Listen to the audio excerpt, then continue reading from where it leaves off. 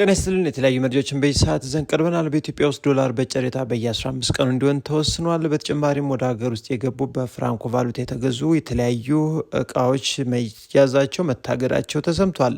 እንዲሁም በኢትዮጵያ ውስጥ አሳዛኝ እንዲሁም ትዝብትን የሚጥል ኢትዮጵያ ወዴት እየሄደች ነው የሚያስብል መረጃም ከሪፖርተር ወጥቷል። እሱንም ሙሉ መረጃውን እዘንላችሁ ቀርበናል። በመቀጠልም ተቋርጦ የነበረው የአዲስ አበባ የአዲስ አበባ ስቴዲየም የመጨረሻ ጉዳይ ምን ይመስላል? የወጣ መረጃ አለ፣ እናደርሳችኋለን። እነዚህንና ሌሎች መረጃዎችንም አብራችሁን ስትቆዩ ትሰማላችሁ። ወደ መረጃው ዝርዝር መረጃዎችን አንድ ባንድ እናስደምጣችሁ። እንግዲህ በኢትዮጵያ ውስጥ ያለው የዶላር ግብይት አሁንም ለጨረታ መቅረቡን የተሰማው በርካታ ባንኮች የዶላር እጥረት ችግራቸውን እንዲቀርፉ ብሔራዊ ባንክ እንግዲህ በየ15 ቀኑ የዶላር ጨረታ ሽያጭን ይፋ እንደሚያደርግ በዛሬው ዕለት ታውቋል። የኢትዮጵያ ብሔራዊ ባንክ መደበኛና ተከታታይ የውጭ ምንዛሬ ጨረታንም በዛሬው ዕለት ነው ያወጣል የተባለው። 50 ሚሊዮን የአሜሪካን ዶላር ለውጭ ምንዛሬ ሽያጭ ጨረታ ቀርቧል። የኢትዮጵያ ብሔራዊ ባንክ በየ2 ሳምንታት መደበኛ የውጭ ምንዛሬ ሽያጭ ጨረታን ማካሄድ እንደሚጀምርም ነው ያስታወቀው። ጨረታዎቹ ለሚቀጡት በርካታ ወራት የሚካሄዱ ሲሆን ዓላማውም የማዕከላዊ ባንኩን የተረጋጋ የውጭ ምንዛሬ ስርዓት ግብን ለማሳካት ነው ተብሏል። የተሟላ የማክሮ ኢኮኖሚ ሪፎርም ከተጀመረበት ከሐምሌ ወር 2016 ወዲህ የወጪ ንግድ በመስፋፋቱ የውጭ ሐዋላ በመጨመሩና የካፒታል ፍሰት በማደጉ ምክንያት የኢትዮጵያ የውጭ ክፍያ ሚዛን በከፍተኛ ደረጃ የመሻሻል አዝማሚያ ማሳየቱን ባንኩ ገልጿል። በዚህም የማዕከላዊ ባንኩ የውጭ ምንዛሬ መጠባበቂያ ክምችት በታሪኩ ከፍተኛው ሆኗልም የተባለው።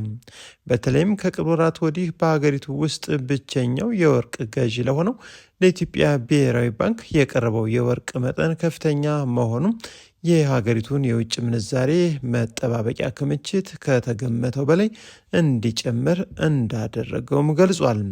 ከዚህ ከተጠበቀው በላይም ከሆነው የውጭ ምንዛሬ ግኝት አንጻርም የኢትዮጵያ ብሔራዊ ባንክ በቀጣይ ወራትም በመደበኛነት በየ2 ሳምንታቱ የውጭ ምንዛሬ ሽያጭ ጨረታዎችን ለማካሄድ መወሰኑን ነው የገለጸው።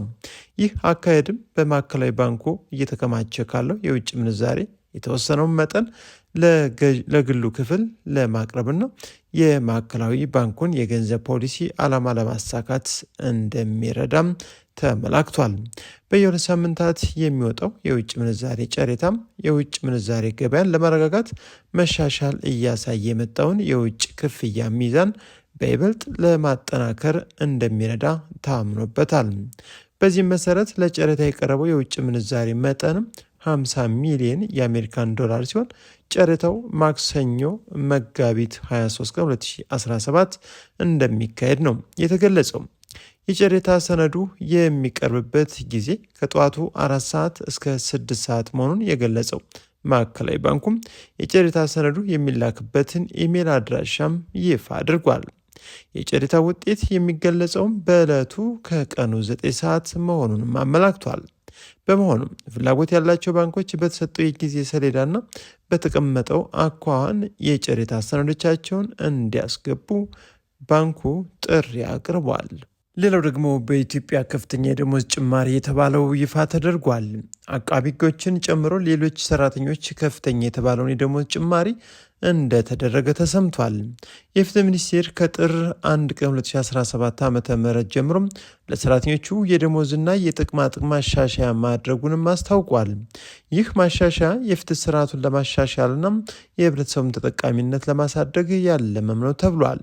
በተለይም ለጠቅላይ አቃቢ ሕግ፣ ምክትል ጠቅላይ አቃቢ ሕግ፣ ረዳት ጠቅላይ አቃቢ ሕግ፣ ምክትል ረዳት ጠቅላይ አቃቢ ሕግና ምክትል ረዳት ጠቅላይ አቃቢ ሕግ 35 በመቶ የደሞዝ ጭማሪ እንዲሁም 24,000 ብር የመኖሪያ ቤት አበልና 11,000 ብር ደግሞ የትራንስፖርት አበል ተደርጓል። በተጨማሪም ለከፍተኛ አቃቢ ሕግና አቃቢ ሕግ ደረጃ 1፣ ደረጃ 2፣ ደረጃ 3 የደሞዝ ጭማሪና የተለያዩ ጥቅማ ጥቅሞችም ተደርገዋል ነው የተባለው። ታዲያም በደሞዝ ማነስ ምክንያትም በከፍተኛ መጠን የሰራተኞች መልቀቅም ካሁን በፊት በስፋት ታይቷል። የሰራተኞች ፍልሰቱንም ትንሽም ቢሆን ሊያስታግሰው ይችላል ይችላልም ተብሏል። ከነበረውም ደሞዝና ከፐብሊክ ሰርቪሱም ሰራተኞች አንጻር ግን የተሻለ ጭማሪ ነው መባሉ ተሰምቷል። ሌላው መረጃችን ደግሞ በአዲስ አበባ ውስጥ ግንባታው ተቋርጦ የነበረው የአዲስ አበባ ስቴዲየም ግንባታን ለማጠናቀቅ በርካታ ቢሊየን ብር በጀት መበጀቱ ተሰምቷል። ታዲያ ይህ የአዲስ አበባ ስቴዲየም ግንባታ 18.6 ቢሊየን ብር እንደተመደበለት የተነገረው የአዲስ አበባ ስቴዲየም ቀሪ ስራዎችን ለማጠናቀቅ 18.6 ቢሊየን ብር የተመደበም ሲሆን ስታዲየሙን ከ2 ዓመት ባነሰ ጊዜ ውስጥም ለማጠናቀቅ ስምምነት ተፈጽሟል ነው የተባለው። የስምምነት ውሉን የባህልና ስፖርት ሚኒስትር ወይዘሮ ሸዊት ሻንካና የቻይና ኮሚኒኬሽን ኮንስትራክሽን ካምፓኒ ተወካይ በስካይላይት ሆቴል ተፈራርመዋል ተብሏል።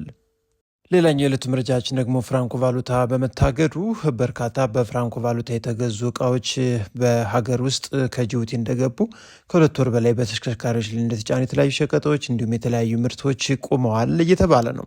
ታዲያ እነዚህ ሸቀጥ የጫኑ 140 ተሽከርካሪዎች ሰመራ ደረቅ ወደብ መቆማቸውን አሽከርካሪዎቻቸው ገልጸዋል። ፍራንኮ ቫሉታም በመሰረዙ ነው ሲሉ ኮሚሽኑ አሳስቧል። ምግብ ነክና ሌሎች ሸቀጦችን የጫኑ 140 በላይ የሚሆኑ ለ2 ወራት በአፋር ክልል በሚገኘው የሰመራ ደረቅ ወደብ ለመቆም መገደዳቸውን አሽከርካሪዎቻቸው የተናገሩ ሲሆን ሸቀጦችም ለብልሽት እየተዳረጉ ነው ሲሉም አስታውቀዋል። በኢትዮጵያ ጉምሩክ ኮሚሽን የሰመራ ቅርንጫፍ የንግድና ገቢ ዕቃ ቡድን አስተባባሪ ተሽከርካሪዎቹ የቆሙት ፍራንኮ ቫሉታ በመሰረዙ ነው ሲሉም አስታውቀዋል። አሽከርካሪዎቹ ከአስመጪዎች ጋር ደውለው ለማነጋገር ሙከራ ቢያደርጉም ምላሽ እየተሰጣቸው አለመሆኑንም ገልጸዋል። ትራንዚስተሮች በተመሳሳይ ጠብቁ የሚል ምላሽ ብቻ እንደሚሰጧቸው ነው ያመላከቱት። በጉምሩክ አስተላላፊ ትራንዚስተር ስራ ላይ የተሰማሩት አቶ ጀማል ሰይድ ምንም እንኳ እነኚህ ምርቶች መንግስት ከፍራንኮ ቫሉታ ጋር በተያያዘ ወደ ሀገር ውስጥ እንዳይገቡ የታገዱ ቢሆንም 140 የጭነት መኪኖች የጫኗቸው ምግብ ነክ ሸቀጦች ግን ለብልሽት እየተዳረጉም ነው ብለዋል። በፍራንኮ ቫሉታ ነው የቆመውም፣ እስካሁን መፍትሄ አልተሰጠንም። ጅቡቲ ላይ አስቆመው ነበር፣ አገር ውስጥ የገቡትንም አስቁሟቸዋል። መፍትሄ ይመጣልም ተብሏል። ገና ነው፣ እስካሁን ድረስ አልመጣልንም ሲሉ የገለጹት አቶ ጀማል ስንዴ አለ፣ ስንዴ ይነቅዛል፣ ብዙ ነገር የሚበላሽ ያለ ሲሉ ስጋታቸውንም ገልጸዋል። እስካሁን ድረስ መፍትሄ አልተሰጠንም፣ እየጠበቅን ነው ሲሉም አክለዋል። ሌላኛውና ቀጣዩ መረጃችን እንግዲህ ሪፖርተር ትናንት በዘገባው አስገራሚ እጅግም አሳዛኝ የሆነ መረጃ አጋርቷል። ይህ የሆነውም በሀገራችን በኢትዮጵያ ውስጥ ነው። ከ10 ዓመታት በላይ ፈጅተው መጠናቀቅ ያልቻሉ የተለያዩ ፕሮጀክቶች እየቆሙ ነው። በተቀመጠላቸው የጊዜ ገደብ እየጠናቀቁ እንዳልሆነና 14 ዓመታትንም በግንባታ ላይ እንደሚገኙም እየተነገረ ነው። ታዲያ በኢትዮጵያ መንገዶች አስተዳደር ተቆጣጣሪነት ግንባታቸው እየተካሄዱ ያሉ 207 የሚሆኑ ፕሮጀክቶች ውስጥ አብዛኞቹ በተያዘላቸው የጊዜ ገደብ ውስጥም ሊጠናቀቁ የማይችሉ መሆኑ ተጠቁሟል።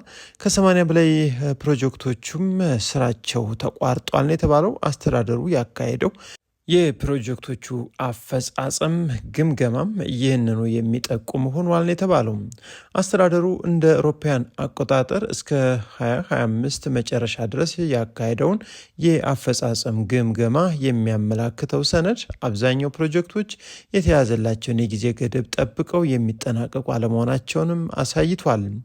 ግንባታቸው ከተጀመረ ከ14 ዓመታት በላይ የቆዩ ፕሮጀክቶች ጭምርም ስለመኖራቸው የሚያመለክተው ይኸው መረጃ የአብዛኞቹ የመንገድ ፕሮጀክት የግንባታ ማጠናቀቂያ ጊዜ በአማካይ 3 ዓመት ተኩል ቢሆንም በዚህ ጊዜ ቀነ ገደብ ተጠናቀው ለአገልግሎት የበቁ እጅግ ጥቂቶች መሆናቸውን ተጠቁሟል። ግንባታቸው ከተጀመረና እስከ 400 ቢሊዮን ብር የሚደርስ ወጪ ይጠይቃሉ ከተባሉ ፕሮጀክቶች መካከልም 80 የሚሆኑት በውጭ ኮንትራክተሮች የሚገነቡም ሲሆን የቀሩት 127 ፕሮጀክቶች ደግሞ በሀገር ውስጥ ኮንትራክተሮች እየተገነቡም ያሉ ናቸው። ይሁን እንጂ አብዛኞቹ ፕሮጀክቶች ደግሞ ከ6 ዓመታት በላይ የተጀመሩ ቢሆንም አሁንም አፈጻጸማቸው ከ50 በመቶ በታች እንደሆኑ ከሰነዱ ለመረዳት ተችሏል።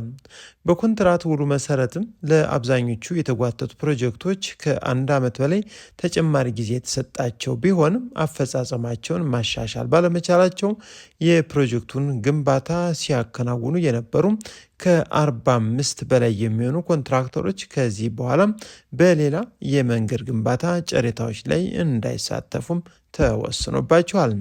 ከነዚህ ውስጥም ከ20 በላይ የሚሆኑት የውጭ ኮንትራክተሮች ሲሆኑ 23ቱ ደግሞ የሀገር ውስጥ ናቸውም ተብሏል።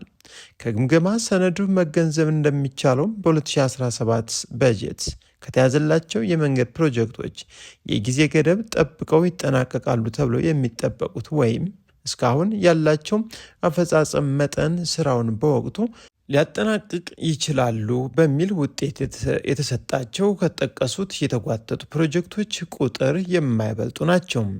የአስተዳደሩ የፕሮጀክት አፈጻጸም ግምገማ ሰንጠረዥ እንደሚያስረዳው እንደ አውሮፓውያን አቆጣጠር ፌብሩዋሪ 2013 የግንባታ ኮንትራት የተፈረመባቸው ፕሮጀክቶች ዛሬም ድረስ ያልተጠናቀቁ አሉ መባሉ ተሰምቷል። መረጃው አክሎም እስከ ፌብሩዋሪ 2025 ድረስ ያለውን የእያንዳንዱን ፕሮጀክት በመገምገም ፕሮጀክቱ የደረሰበትን አፈጻጸም የመዘነ ሲሆን ከነዚህም ውስጥ ግንባታቸው መጠናቀቅ ከነበረበት ከ14 ዓመታት በላይ የዘገዩ ፕሮጀክቶች መኖራቸውም ተጠቁሟል።